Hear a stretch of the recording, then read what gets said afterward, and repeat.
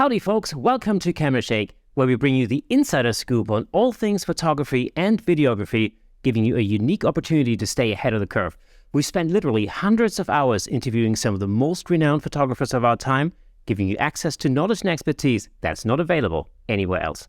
As always, I'm your host Kirsten Nuts, and in today's episode, we're going to be talking about how to build a social media presence for photographers. So buckle up, grab a cold one, and let's shake it up with today's guest right after this.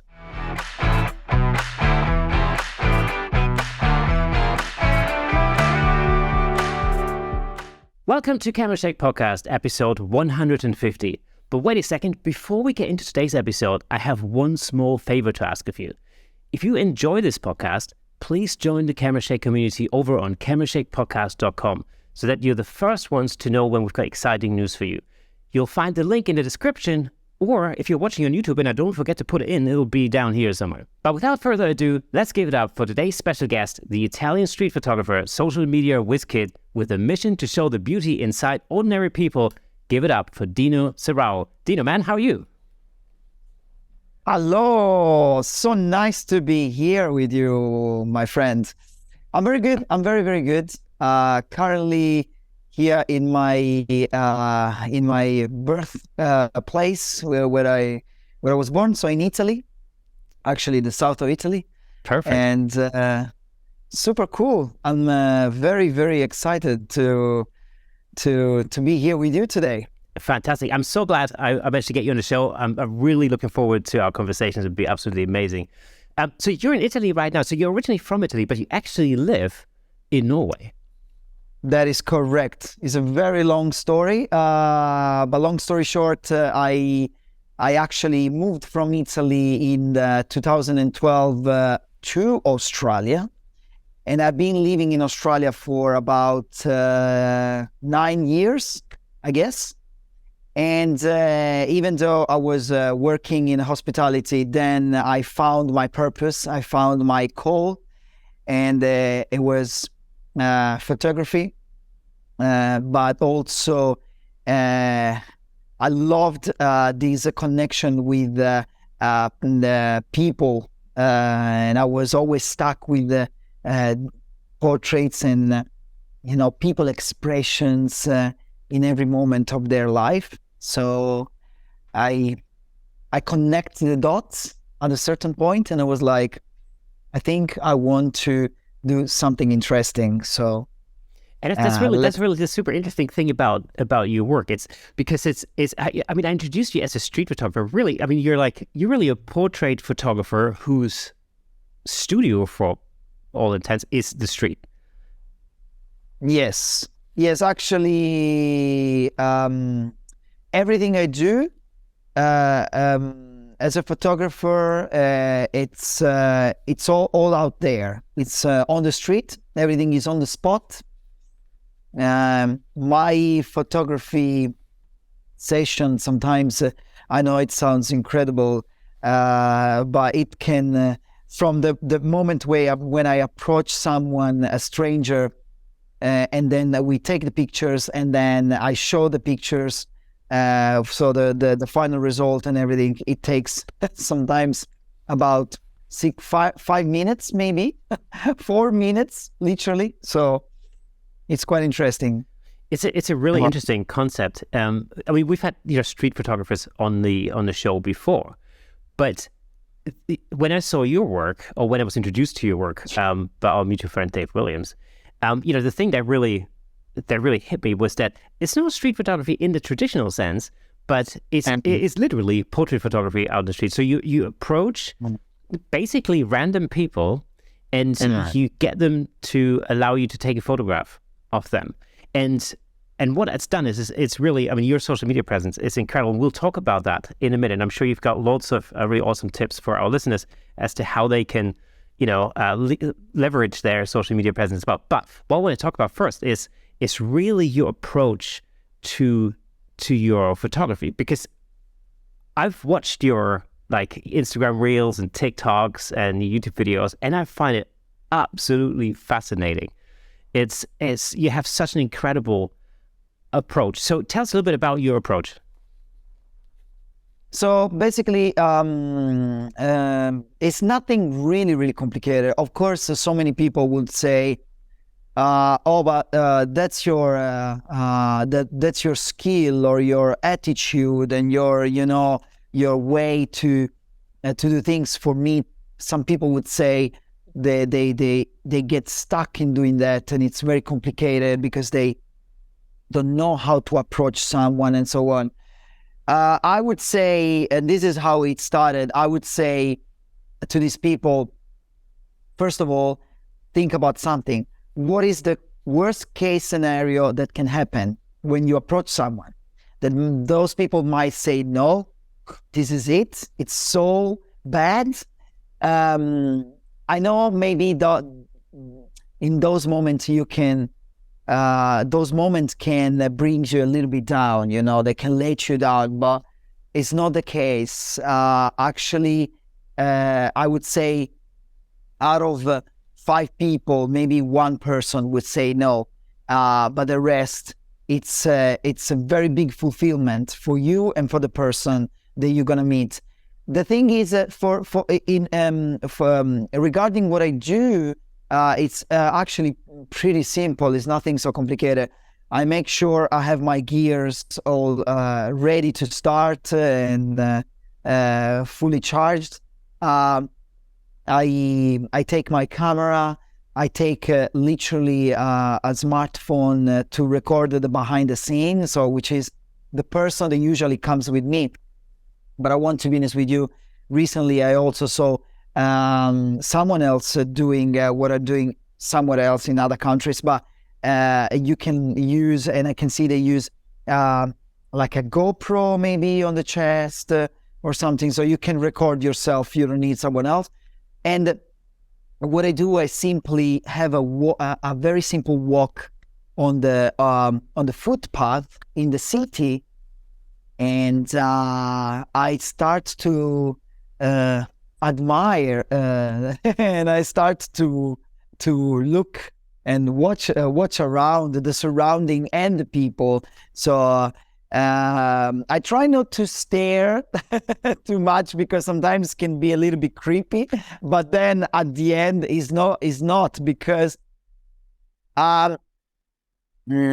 also when people do eye contact with you, and you already understand that person probably is the right person to take pictures because, has nothing, that person doesn't feel embarrassed or you don't feel that person doesn't really want to engage with someone today, So what I do basically is sometimes the more you do it, the better it is. It's also kind of a practice.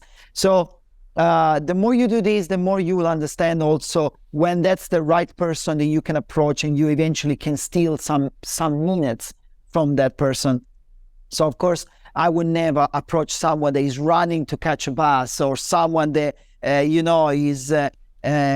is walking with a very quick step because probably he's heading to a meeting or to a grocery shop or doing some stuff. So when I walk, I can see someone is just enjoying the day, or is just, hanging around in the square or in a park or, somewhere.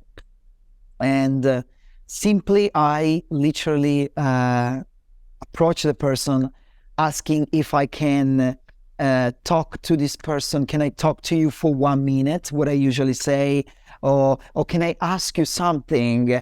And so this is a starting point, just to start to engage. And of course, sometimes the person look at my cameraman or sometimes my girlfriend. She's the one that helped me a lot also to record the behind the scene. And of course, it looks a little bit weird for this person because okay. Why, if you ask me a question, that person is recording? But even though I have to say today is becoming also very common, there's so many creators outside, there's so many things happening outside, that is becoming more natural, more everyday things happening, so many people are becoming also used to it. So they'll be like, okay, probably these people are asking me something for a channel or TV or whatever it is. When I started, to be honest with you, was a little bit more complicated because not many people were doing this format. Not many people were using this format. So the reaction of the person could be a little bit kind of, okay, wait 1 second, what's going on? But then the good stuff is, and another good part is when you start to explain very genuinely, a very in your authentic way, and in a very easy way, literally what you're doing and what it's about. And what I do is simple. I'm a photographer. My name is Dino. I present myself, and all I'm doing is taking portraits of people all around the world. Today I'm here, make an example, in Italy, or I say today I'm here. I also say where I'm from and everything. I literally explain as much as I can. So to make that person comfortable, that I'm a normal person, I'm doing this. I show them also on my smartphone to give them a little bit more sense of what's going on, and what they can expect eventually. And then simply the person gets pretty comfortable, and actually, I guess they're very happy to be part of the project. And why not? They're like, oh, actually this person, at the beginning, probably something happened in their mind, because there's so many people, and it happens to me that someone asks me, but why are you choosing me? There's so many people around. And that's actually very cool, because it's like, wow, that's a very good question. Because I got inspired, and I notice you, and I believe your beauty is unique, And even though I'm not comparing your beauty with someone else, I'm not saying you're better than that one, or that person is better than you. You have something different from that person that I want to capture. And maybe after you, I will go to someone else over there and will capture that person. So this is very interesting. And it gives really a lot of self-confidence to that person. And then, of course, taking the pictures and show them the pictures, it's simply beautiful. The reaction that they see, and they're like, wow, I didn't expect today I was going to buy, I don't know, a bottle of milk, and I found myself in a photo shooting, and it actually made my day. So this is actually a very common reaction that people have. And and for us photographers, it's a very, very good moment and a very good chance to how can I say, to have this experience with all the time different people, so different aspects, different how can I say, different portraits. So it's what's really interesting about what you've just said is because I know in street photography, one of the things that people come up against all the time, especially when I first get into street photography, and that being like, more traditional street photography where you maybe photograph street scenes, and it sort of veers a little bit into architectural photography, maybe depending on where you are and all the rest of it.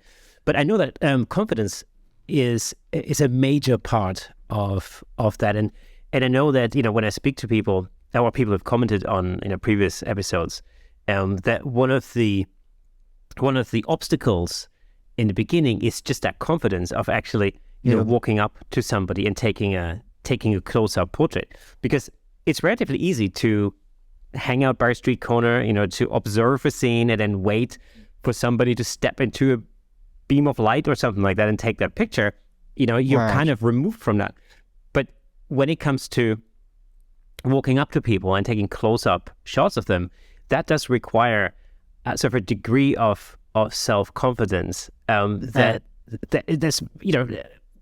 presents a bit of an obstacle for a lot of people. What I find really interesting about what you were saying is is that you're really looking at it from giving that confidence to the subject and making them comfortable. That I find super interesting. I was working in hospitality, and I was used to meet hundreds and hundreds of people every night. I was at the front door, so I was hosting the people to come in the restaurant, giving them the tables and so on.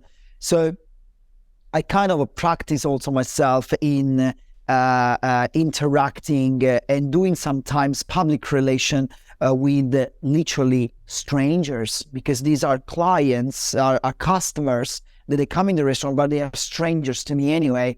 But then you talk with one, you talk to the other, and this helped me a lot. So I have a background.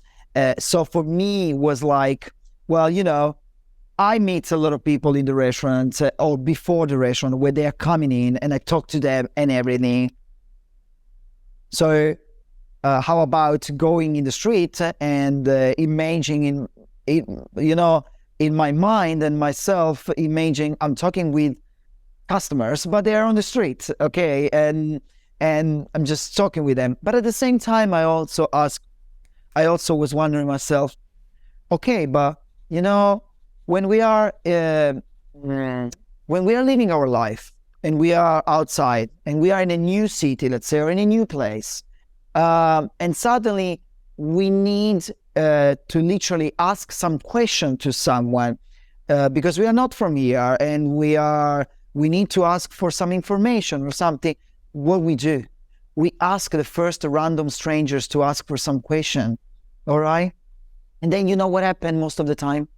That when you stop that person, maybe that person, if it's not someone, as I say, that is in rush for something, for some event, or they're kind of hanging around, and that's usually what our mindset as well, our brain stick on. Okay, I can't ask that person because she's running away or he's running away. I will ask that person that he's just hanging around there, you know, and it's more relaxed and everything. And I will ask a question, excuse me, I don't know, where is the train station? Or where is the best way to get to the mall? Or where is, and so on. And then what happened, actually, it happens sometimes that you start also a very quick conversation. Maybe that person engage with you and say, oh, where are you guys from? Oh, I'm from Italy. Oh, guys, welcome to London. I don't know. Oh, welcome to, you know, and you start the conversation. And this actually happens to me. One day I actually went out. I was with my camera and everything. I didn't have the gear. I didn't have my girlfriend with me. Nobody was recording, but I have the camera. And this person was so nice and so funny. They inspired me. And I was so happy to have a conversation, even if I asked just one question to find something. I can't remember now, but I was in the middle of the city. And then in the meantime, we were talking. I was like, Mister, can I ask you something? I like your enthusiasm, and I like the way your attitude and everything, and also the style you have. Is it okay if I take a couple of pictures of you? It's so cool. You look so cool. And that person was like, yeah, of course, no problem. You can take a picture of me, but as long as you send me these pictures, then of course, no problem. So, you know, it was very conversational, and suddenly I took this picture of this person. So, you know, it's very, I know, as I said, it's not always easy for everyone, but I truly believe that most of us, and we are very worried of the rejection. Like, we are very scared of rejection. So we don't dare, because we are scared that the person would say no, and then, you know, it's kind of, we take it as a failure and a fail, which is okay, because failure is part of success. So you need sometimes to, you know, but you need to get confidence more and more and more. So the only way is to, you know, to literally try and try and try. And I'm pretty sure people will, and I can tell this because I literally brought my project and what I do in Scandinavia, I mean, we're talking about in Norway, where people are very reserved. People, I promise. One time, one Norwegian was looking at me and was like, "Man, what you're doing is not Norwegian at all. Like, we don't even dare to go and ask someone for something else, for a simple question and all these things." Yet, I found there, of course, in this very challenge land for me, for street photographers like me, that once you get in the conversation, as I said, and you get in confidence and so on, everything becomes very natural and they open up more.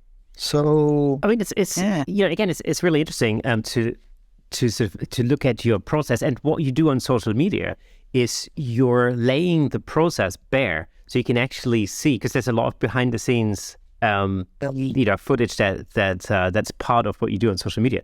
But it's really interesting to see your process and the way you approach somebody, the way you put them into the center stage, and then also the way that you give them proof by showing them your your Instagram profile or something on social media to basically legitimize what you're doing, and rather than and you take away the fear there a little bit, I think, from somebody who thinks like, well, who's that weird guy approaching me in the street? You're kind of giving them some social proof almost at the same time.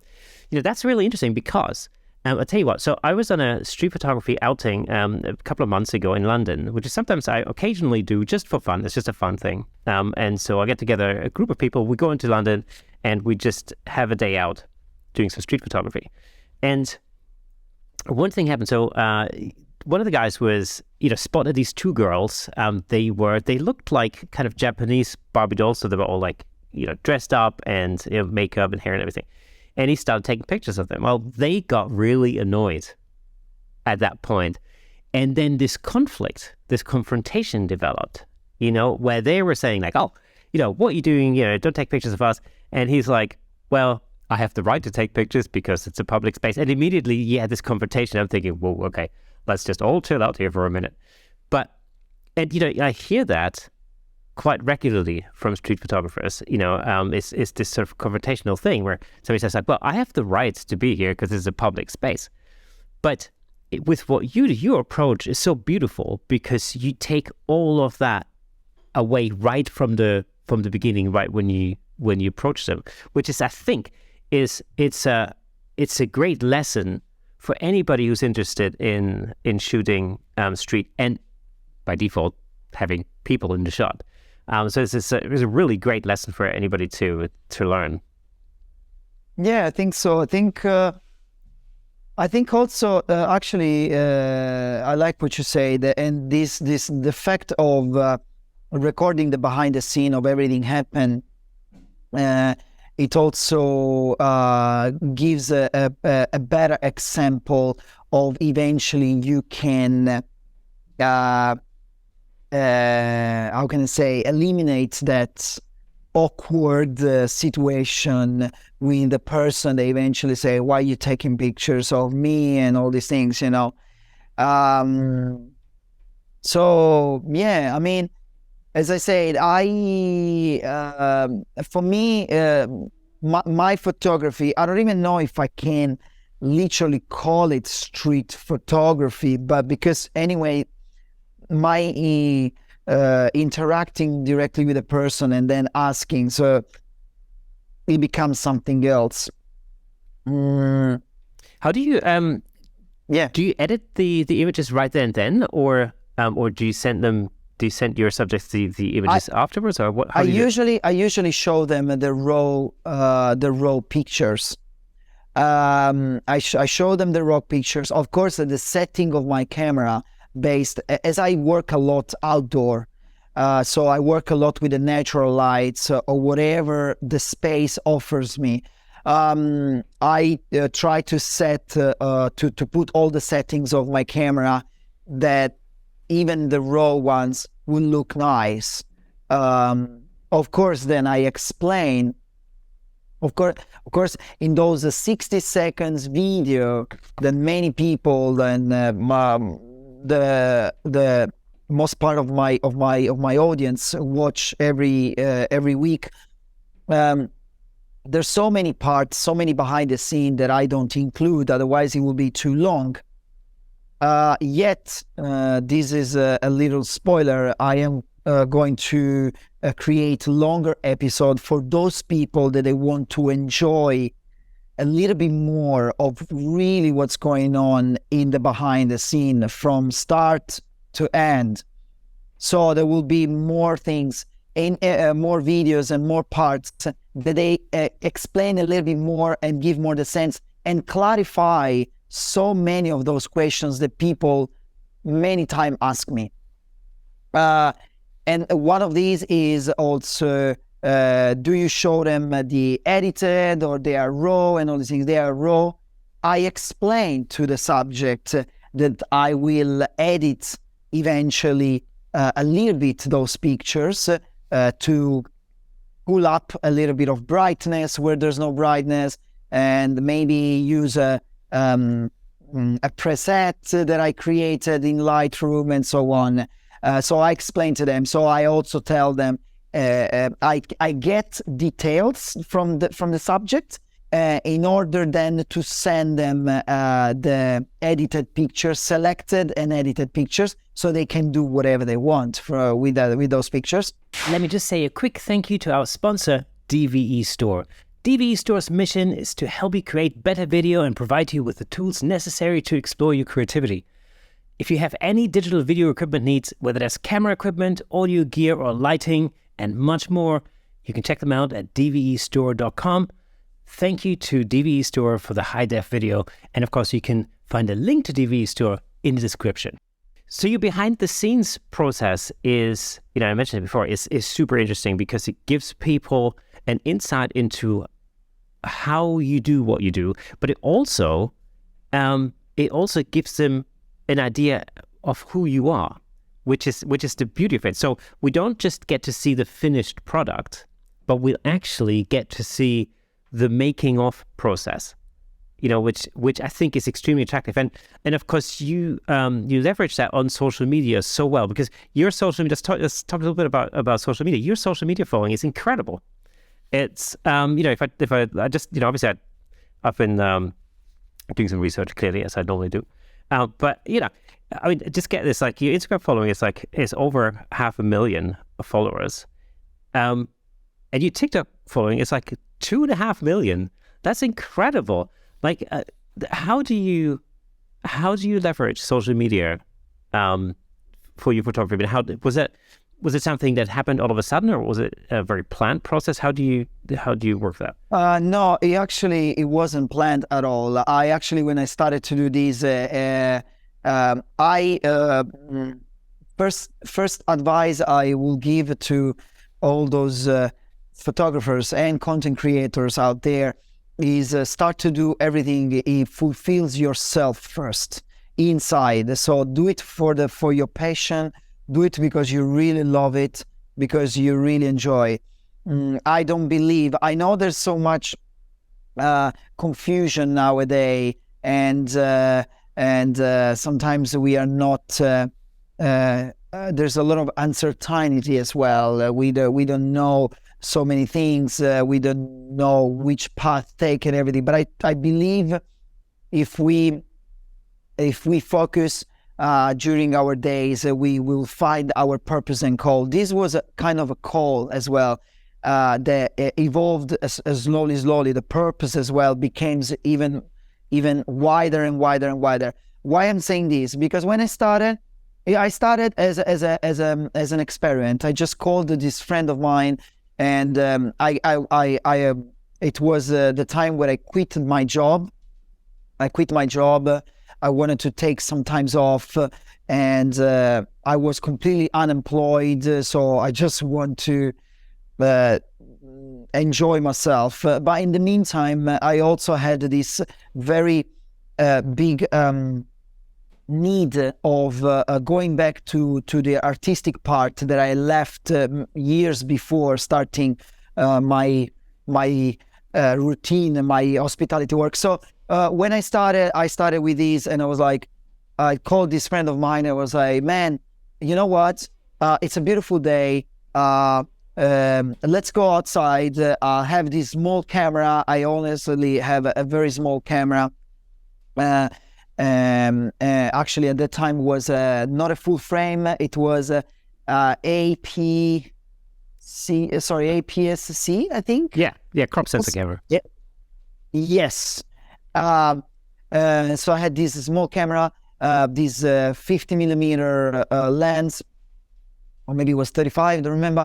And then I had my smartphone, and I was like, man, let's do this. Let's walk. And when we see someone that inspire us, or like some interesting person, or, you know, or very particular character or feature and everything, and then we'll stop this person, and I will ask if I can take picture of this person, and then I want to see the reaction once I show the picture. And I was like, and I want you, man, to please to record me, and whatever happens, no matter what, just record. If they say yes, if they say no, if they try to kick me, if they call the police, whatever, I don't care. Like, just record. It's gonna be fun. Let's see what happens. But all of this was with no intention of uploading these videos anywhere. At that time, I didn't know anything about TikTok. Someone mentioned me, but all I knew was TikTok was all about dancing and some funny animal, cats and dogs doing stupid things and so on. I didn't know anything about it, so I wasn't going to use it. Instagram had only, at that time, there were no reels. There was just, photo still and videos as well, video posts. And then, of course, YouTube, but I wasn't using YouTube at all. So it was just purely for having fun, doing this experiment and everything. But then what happened was my brother actually, when I showed him what I was doing, and that I was doing this behind the scene, and actually the first time went actually also pretty well. Out of 6 people, I think 1 or 2 say no that day, but 4 said yes, and they were pretty interesting. And I was at the very beginning. I was a little bit rusty with my photography skill and everything. But, it was practicing and everything was good. And then my brother was like, oh, these things that you're doing, just keep them short if you can. Make them like 15, 30 seconds. And why don't you put them together and you show the final result, and you just publish them on TikTok. And I was like, oh, TikTok, really? TikTok? Why? I thought TikTok was just for teenagers that they want to dance and doing those things. Like, no. And my brother was like, I saw they're doing some other stuff. They show the behind the scene of many things as well. And so I was like, okay, let's give it a go. Let's try. And it went actually pretty well. I think also because at that time in 2019, it was still the very beginning, and there was not much about this format that I'm using today. And actually I was very, very impressed, because the second or the third video that I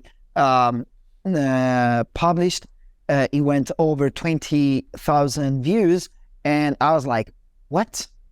I don't even have 100 followers. Like, I have I don't know, 10 followers, maybe my friends, because I told them. And so the algorithm was working pretty interesting, pretty fine, pretty good. And I started to see the reaction of people. So people started to love it. I started to gain a lot of followers, and then started slowly, I was like, okay, maybe I can do something out of it. That's very interesting. And then the more I was publishing, and this was a trick that I found myself, actually.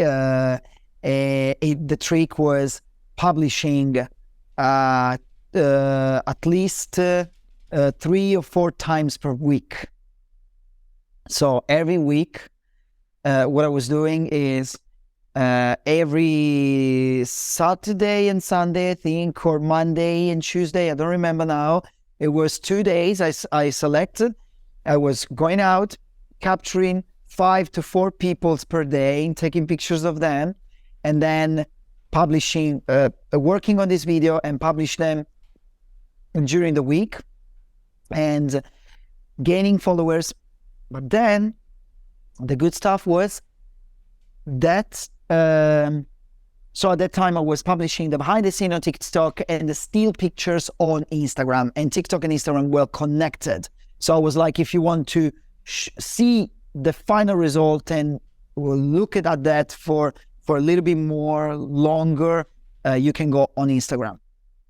But then what happened was also that probably some brands, some companies, they probably started to put an eye on me, and they were looking at what I was doing, they were watching my videos and everything. And then I started to get my first collaborations and my first freelancers work with these brands like Nikon in Australia, and also other clothing brand and so on. So I started to brainstorm and figure out something, and that was actually cool. It's fantastic. Can you share with us your thoughts on the role of social media in photography today in general? How has it impacted, your work as a photographer and content creator? So, well, I would say that in social media today, unfortunately, or I don't know if to say unfortunately or fortunately, I have to be honest with you. Social media today, I can see it requires it requires you to be a little bit more how can I say, not creative, but it's kind of the audience feels like they want to see a little bit more of what you do and how you do, because it's all about inspiration. So people wants to get inspired. Some part of the audience, they want to be part of what you're doing and be just viewers and enjoying. Some others, they want to be inspired. They want inspirations, and they want to see how you do something. As a photographer, yes, there's so many photographers out there still. They just publish these still pictures or carousel, and they get a very good engagement.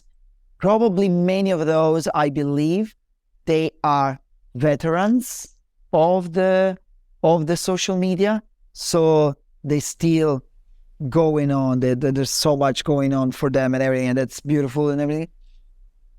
But I would say I also publish from time to time some just still pictures to enjoy. But I believe from time to time you need also to show a little bit of the behind the scene.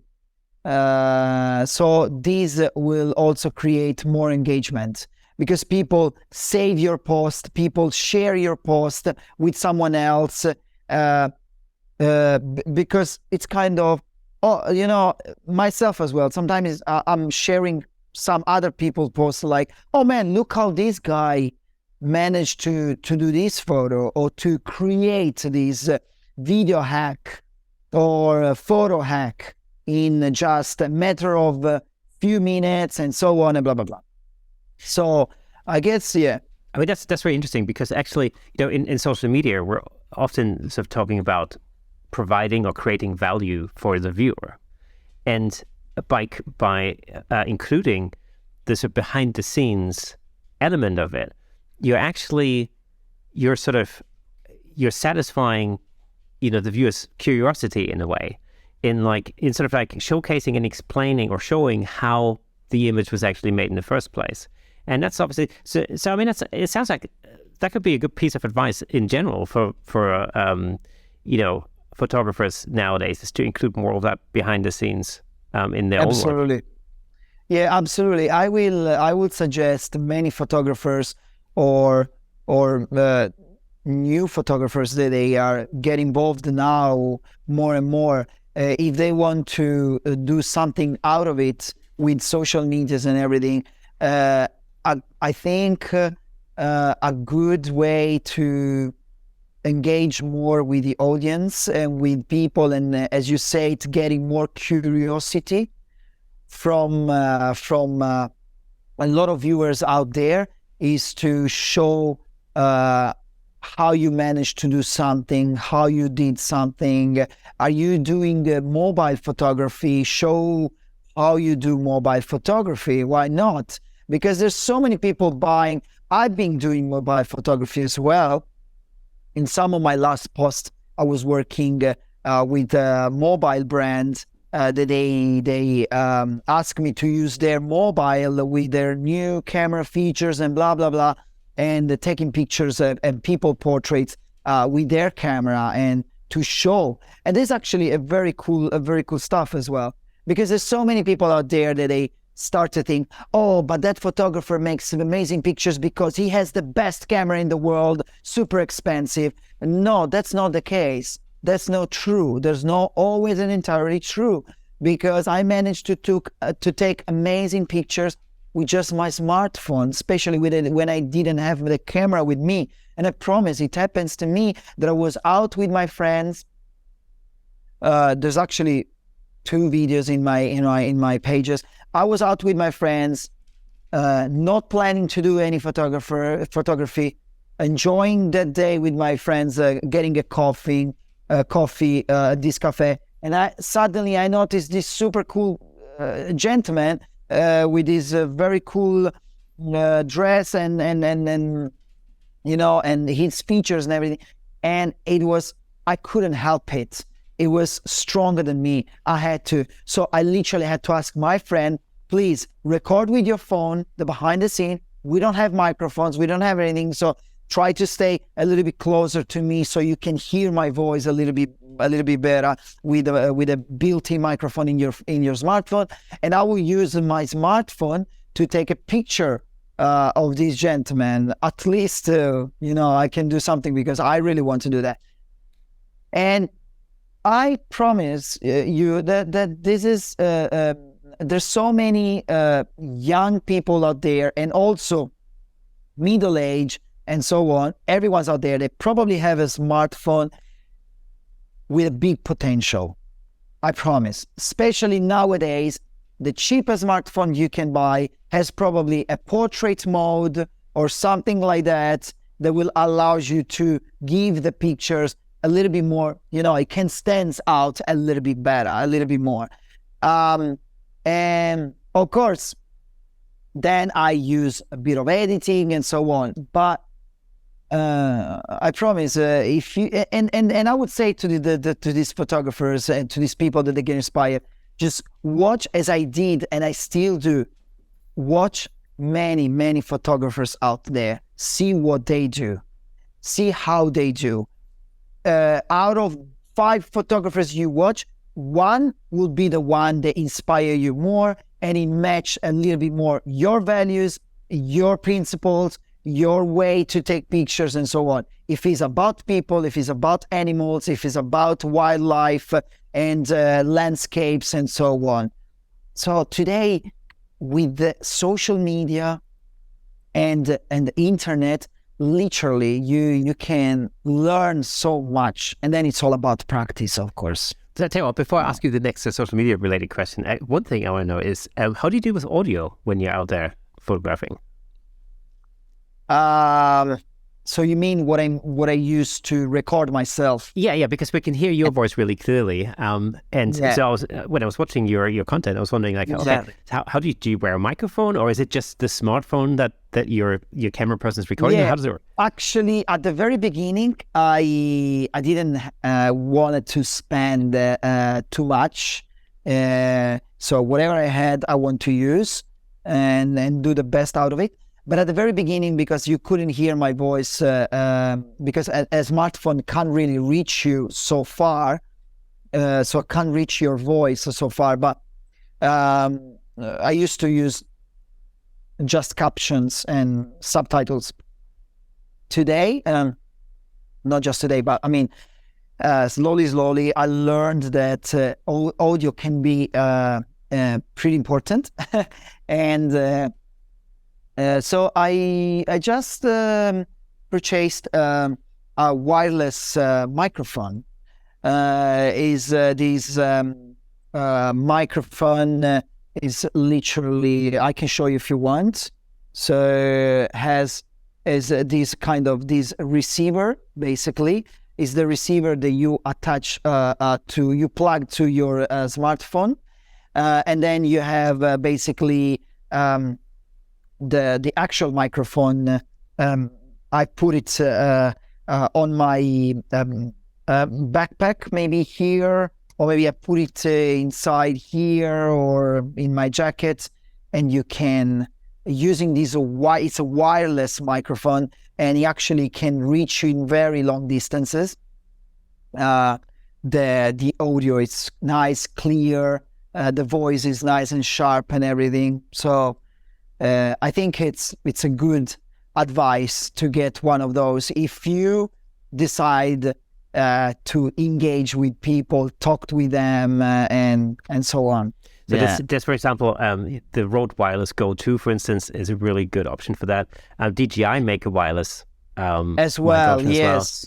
And I know Sennheiser. Yeah, but this one here, it's pretty good, actually. Yeah, that looks like the Rode Wireless Go 2. Yes, it's the Rode Wireless Go, I think. Yeah. So that's a really good option. I've used that for quite a few years now as well, and I like it as well. It works pretty well. It's great, and plus you can use it just as it is because there's a microphone built in the transmitters bit. But you can also, if you don't like the look of it, or if you want something a little bit more hidden, you can actually plug in a lapel mic and then just clip that onto your belt, for example, the main unit, and then just use a lapel mic. Works really well. Yeah, I've used it a lot of times. The beautiful thing about the Rode option, by the way, the Rode Wireless Go 2, is that it comes with a stick, and you can then just plug the actual unit into the top and put like a foam windscreen on it, and it looks like a roving reporter mic.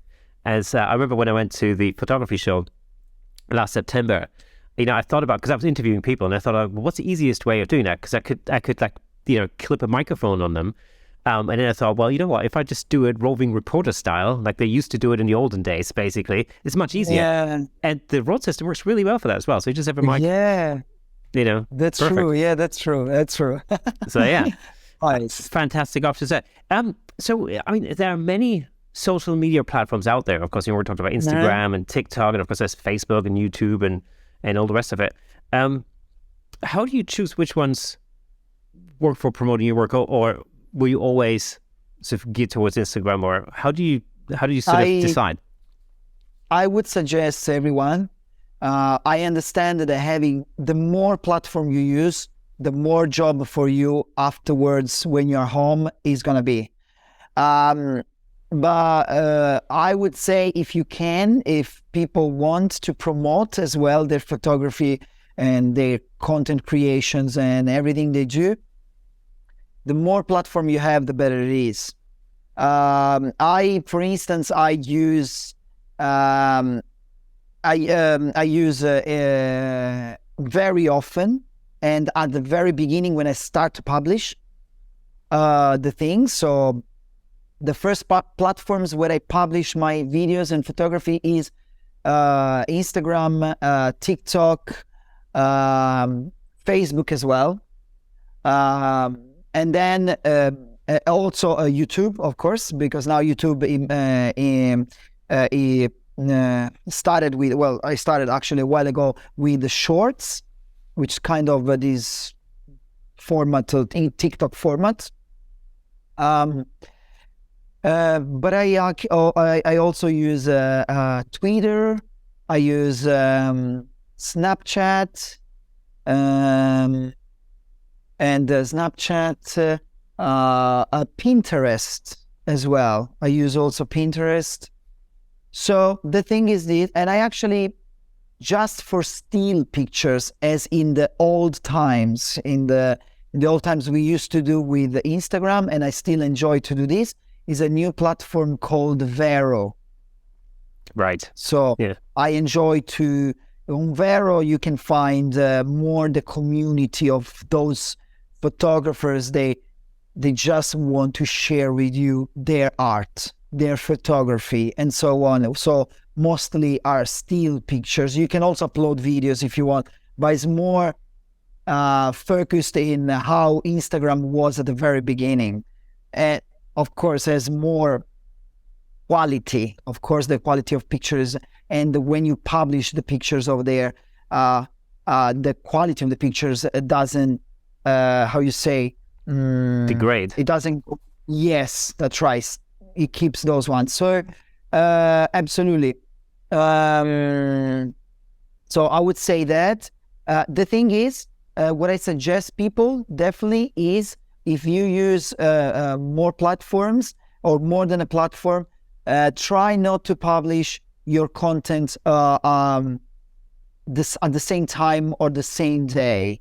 Well, this is based on my experience, of course, but I know that it works pretty well also with other content creators and other photographers that I know. If you publish on Instagram, maybe giving some times to Instagram to put your videos and photos in the system, and then the day after maybe you publish on TikTok. Or better would be if you publish something on Instagram today, but something different on TikTok. It's even better. So your audience, when they want to, they also have also a better reason to follow you on multiple platforms, because they know that today on TikTok you will have something like this, and on Instagram you have something else. So, so it's also a way to have the same audience in different platforms. So it's very similar to what you said earlier, where you said, like, you when you first started out, you uploaded the behind the scenes on TikTok and then the final result on Instagram. So you separated the two. Yes, I used to do that, and it worked pretty well. Because I also used to write on a comment, guys, if you want to see the final result, but you want to watch it a little bit longer, instead of just looking at the video and then they go away, just go on my Instagram and you will see the still pictures of what I did.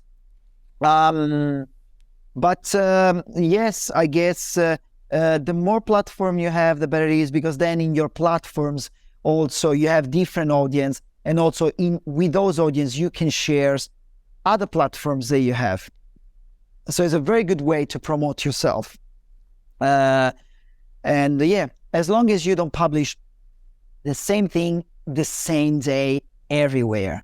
So in your experience, what are the sort of the key differences between the different types of contents that perform well on different platforms? For instance, you've got reels, you've got stories, and of course, when it comes to reels, what I see a lot is that, and actually something that I'm guilty of as well, is that I create a vertical video, for example, and then I post it on Reels and on TikTok, and it would also work on YouTube Shorts, for example. Is that something you would recommend, to repurpose content like that? Or would you say, like, for instance, this particular content works really well on Instagram, but on TikTok, use a different type of content? Well, I don't, that's actually a good question. Still, based on my experience, so on what I do, I believe the type of content you create, most of the time, they are unique. So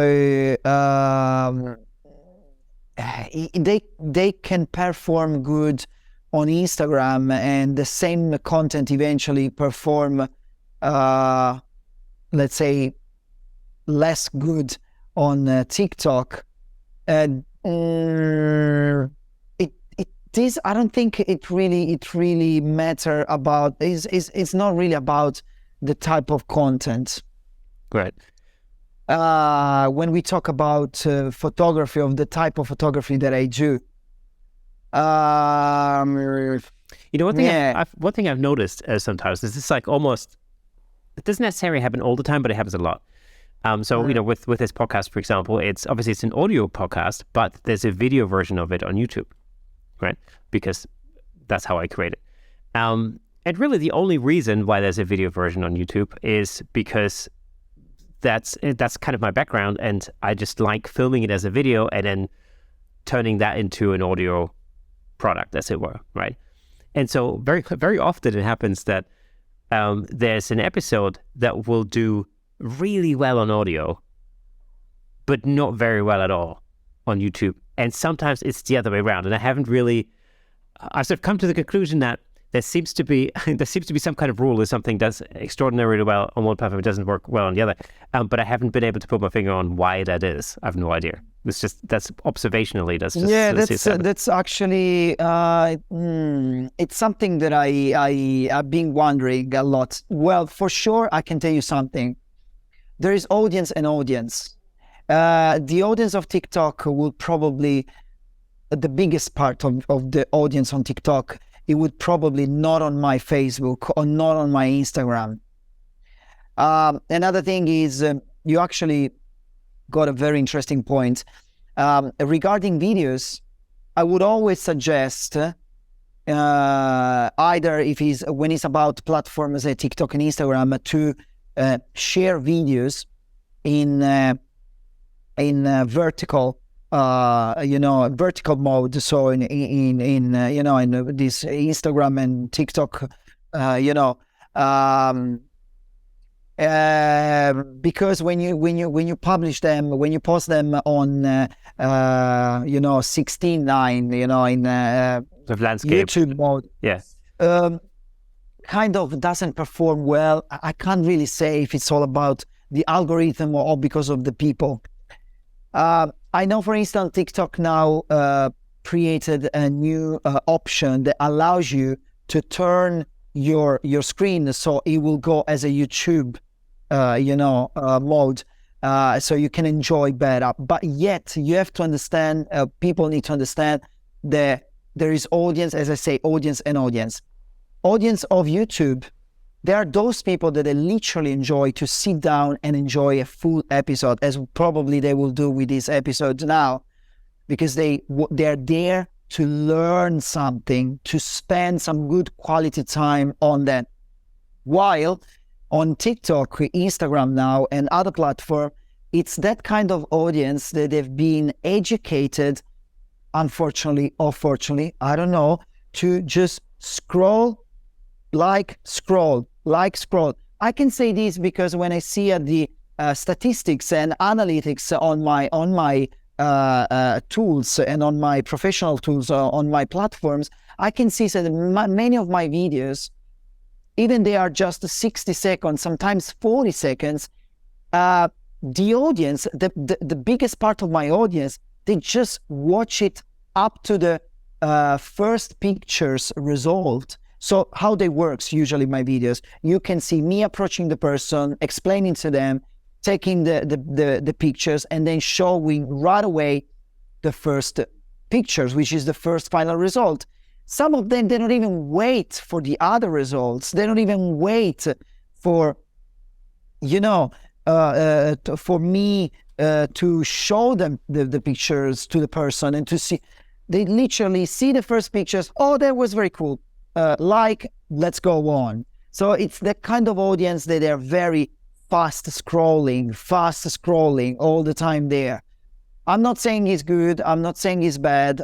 I don't, everyone does whatever they want, is fine. I believe that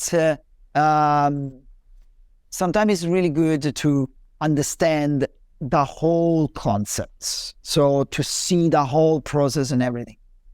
And I can see, so when I publish something 60 seconds, in the average, the biggest, the highest percentage, they just watch that video for 25 seconds. They don't even get to the 30 seconds,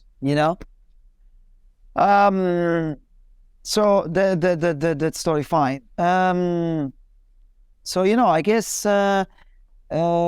some things perform better, some platforms, some things perform better in others. That's why I say I believe it's good to have more platforms sometimes. And so with so much content being produced on social media, because it's obviously this. I mean, TikTok has exploded. TikTok seems to serve me a lot of dog videos for some reason. Clearly the algorithm knows that I like dogs, obviously. But with so much content being produced for social media on TikTok, on Instagram, and Instagram, of course, it's like almost, I always think of Instagram as like being almost like 3 platforms in one, because you get the main feed, then you've got the stories, and then you've got Reels as well. So it's like, but with so much stuff being produced, how do you make sure that you stand out from the crowd?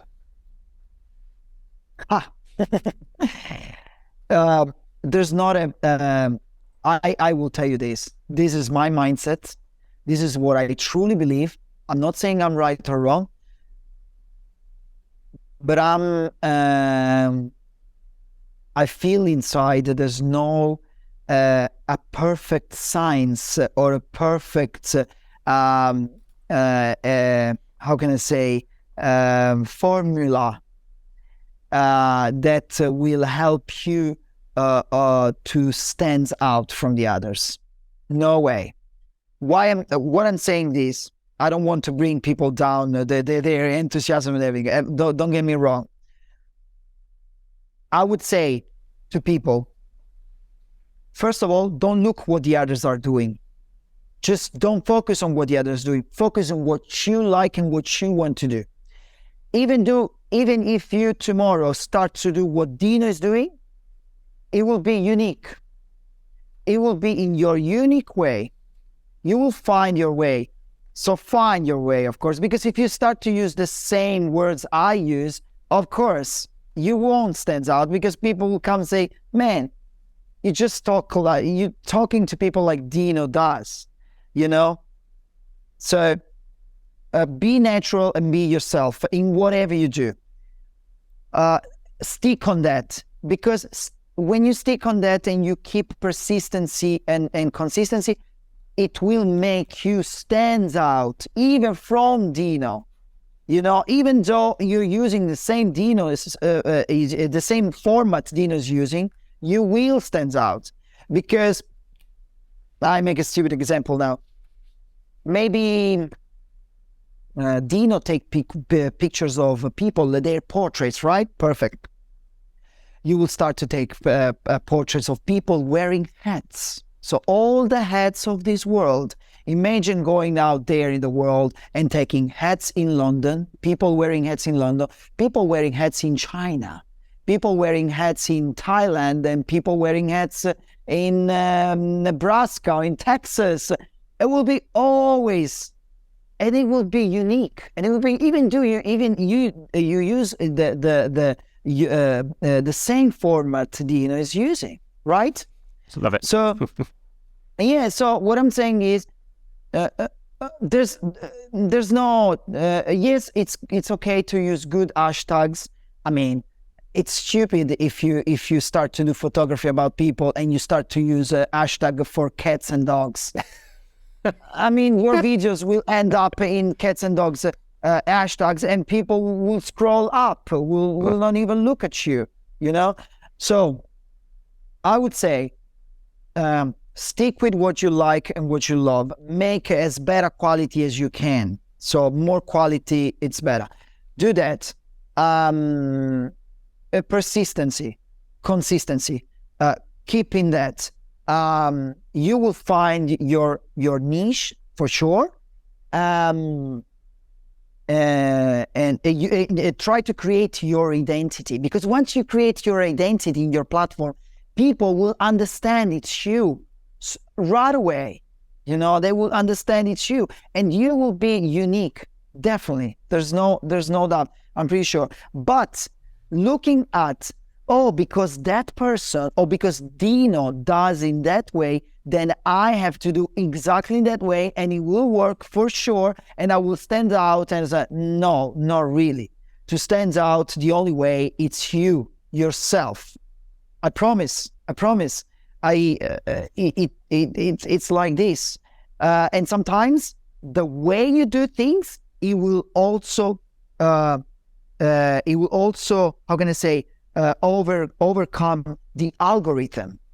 Because sometimes even if the algorithm push the contents of that guy instead of yours, but your contents have something authentic, genuine, and something eventually new, whatever, the way you do things will work so good because people will love it so much that they will start to share it, they will start to engage, they will start to comment, they will start to like, that will force automatically the algorithm to follow you. Does it make sense? Oh, absolutely. So yeah. I know the algorithm. I believe I know how the algorithm usually works, and try to make other people to stand out more than others. But I promise you, when there's something that it's genuinely done and authentically done from you the way you do, then slowly it will build up your own algorithm. And that's why consistency is so important as well, because it's as I said, it's like a slow, slow process. And so if you only post one time, or if you only create content one time and then follow that up with more content on a regular basis, then that whole principle isn't going to work anymore. Absolutely. And another thing that I think people should also learn, and the young generation, is patience. Patience is key. You can't demand from people, from the platform, from the algorithm, or from whatever it is, whatever you start to work with, that in a matter of 1 week, 2 weeks, even 1 month, even 2 months, right away you start to see results. It's like when you go to gym. You go to gym today, you start to do workout, everything is sore in your body, so means your body worked. But you put yourself in front of the mirror, don't expect to have muscles today. Don't expect to have those shaped muscles and six packs tomorrow or in 1 month. Only persistence and consistency will show you final results slowly when you don't expect. So this is the first things. Do it because you love it to do it. Don't do it because you are looking or you are waiting and expecting to have thousands of millions of followers and so on and blah, blah, blah. Because it's not going to work. I promise, it's not going to work. You have to do it because you enjoy doing that thing, and because you're not looking at what the others are doing. Yes, you can watch to get inspiration, of course, but don't think, but that's have already 1 million followers. I will never get there because I can't stand out comparing to that guy. Yes, you will. Because that guy maybe is in USA and you are in Germany, or you are, I don't know, whatever. You are in South Africa, or you are in South America, whatever. And you will do in your way. You will do in your language as well, if you want. You will do in your, so that's the thing. And it's, of course, everybody's a different personality as well. And some people just like one person's personality over another person's personality. And absolutely. And that's the thing. I mean, that always comes up when when people talk to me about, for instance, creating YouTube content, teaching some or another aspect of photography. And the first sort of obstacles, I was like, well, but there's so many videos out there teaching how to use off-camera flash, let's say.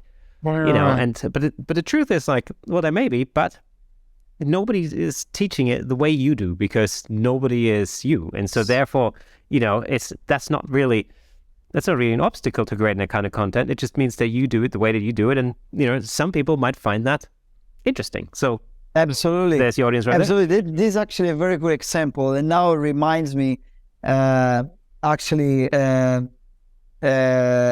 I was back in Australia, I remember I wasn't doing photography. I was at the restaurant, but it's the same example.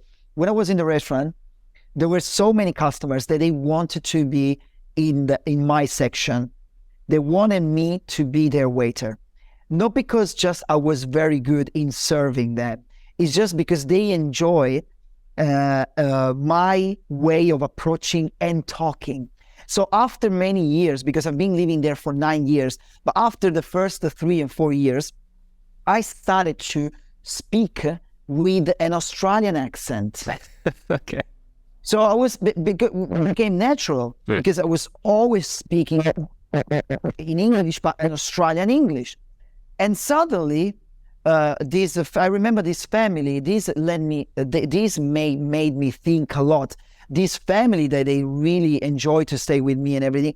They came back from this trip after a couple of months, and they came back, and then we're like, "So I enjoy you because you are unique, because you speak with that Italian accent. We love you for that. We want you for that because you speak with that Italian accent because it's so cool, you know." So you don't be like everyone else here, all these Australians out here. Just be yourself.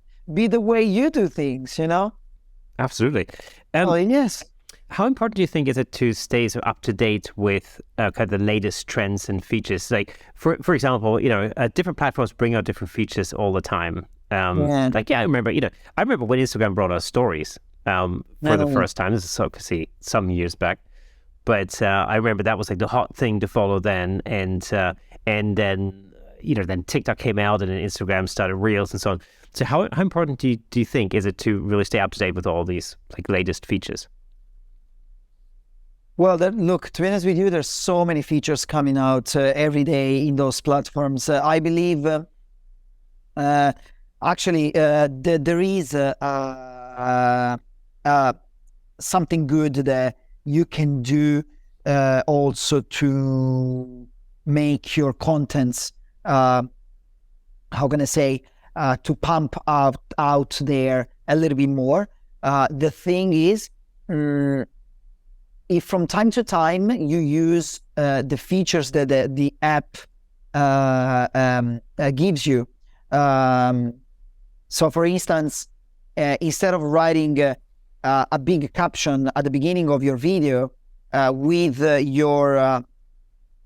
your separate app, your editing app, your personal editing app, you actually use directly the Instagram app or TikTok app or Facebook and so on to write on top of your video. That is good because for the algorithm, for what it works, but because the app will automatically understand that you are using the tools that the app has. So it's a good thing. Of course, there's so many features coming up that you can't always follow up all of them, but you can try them from time to time. From time to time, you eventually can try. So the app itself understand that you are using new tools as well. It's not always easy. Apps today will notify you as well that there's a new feature. And I would say some of those features are also very useful because you understand that the app itself as well needs to upgrade and update themselves to make the content creator easier, their life easier, the content creator's life easier. So I would say, make an example, I follow the page creators of Instagram, or even Instagram, their own page, because from time to time they come out with some new features and they inform you, they notify you and say, look, we have these new features that makes your videos looking a little bit better, or I don't know, they stabilized better and so on. So it's kind of good to follow. If it's TikTok, I would say, yes, why not? Follow TikTok page because they will inform you as well. Unless you become a very big creator, and then what happens, you will get in a circle, in a good circle, where those platforms, as TikTok does, will put next to you, if you want, of course, also a growth strategist that will help you out from time to time. but that is when you reach a certain amount of followers and so on. So yeah. Awesome. Just one final thing when it comes to TikTok. Obviously, we're hearing in the news all the time that, currently anyway, that TikTok's being banned here, left, right, and center. What's your sort of view on that? Is that so? Is it worth investing a lot of time to TikTok right now, or is it maybe an idea to wait until that whole storm has calmed? No, I would say if you are using or if you are about to use, go with TikTok. Keep using TikTok and start using TikTok because this story that is going to be banned has been out already 2-3 times before about this. I believe, even though they talk a lot about this, let's face this. I mean, there's so much going on, and also about privacy and all these things that all the other platforms, without saying any names, okay, but all the other platforms out there that we use, and actually apps, even if it's not about social media and all these things, they are going through so much in this privacy and all these things. You can just blame and TikTok first. Second, TikTok has an algorithm that is different from Instagram, from Facebook, from YouTube, and so on. So you always need also that algorithm, as we said before. For example, if you have a YouTube channel and you have a long episode, for example, this episode today we are doing now, right? But you suddenly believe, while you're editing this episode, you believe there is these 2-3 key points of these episodes that they editing and put them together, they will last 30 seconds, 60 seconds. You crop them, you take them, and those 60 seconds, put them on TikTok. They will probably work perfectly for TikTok algorithm, because as basically many other let's say celebrities or influencers out there that they do podcasts and so on, they get that interesting part and they put it on TikTok, because now on TikTok there's this fast audience, that they want to see those very key points, listen to the inspirational quote that guy said, and boom, and go. All right. So I would say yes, keep on TikTok, stick on that. I believe there's not a very big interest, and there would be not a big interest for some countries to ban a platform like this, because those platform is generating a lot of cash flow for a lot of companies out there. I promise. Come on, it's something that I don't know what's gonna happen, but in my opinion, it is stick on that anyway. I agree. It's very difficult to see an outright ban of TikTok. I think they'd probably rather move the headquarters to North America or something rather than banning the app altogether. I think yes. That's perfect. All right, Dino, it's been an absolute pleasure having you on the show. If there was one number one tip you give photographers when it comes to social media, what would it be? Oh, okay. I think maybe I say this one before, but I would say one tip is publish on social media as much as you can. Publish as much as you can, because this will make the app, the algorithm, and the audience, new audience, of course, new viewers, that you are there. You are there and you are putting your stuff there. So I would say, yes, use publish, post as much as you can, and in multiple platforms. Yes, social media platforms. fantastic. And if that wasn't the 30-second clip that's going to go out on individual platforms, then I don't know, but it probably will. Absolutely. Dino, it was an absolute education. Thank you so much for coming on the show, and hopefully we'll hear more from you in the future. And of course, we'll actually meet hopefully later on this year, which will be in person. Looking forward. That'd be absolutely amazing. It'd be fantastic, I'm sure. It'd be fantastic. I tell you what, I've never been, I'm such a sun and beach lover that I have no idea how I ended up. So free your mind.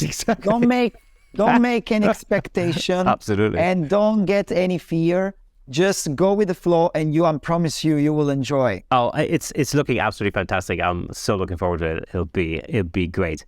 For all of you who are listening and watching on YouTube, if you want to know what we're talking about as far as Norway is concerned, in particular, then have a look at one of our previous episodes where Dave Williams and I discuss a fantastic workshop opportunity in Lofoten in Northern Norway, or go to idavewilliams.com/training where you can get all the information about that. Again, Dino, it's been an absolute pleasure. Thank you so much for being on the show, and I'll see you soon. Thank you so much for having me. It was amazing. See you soon.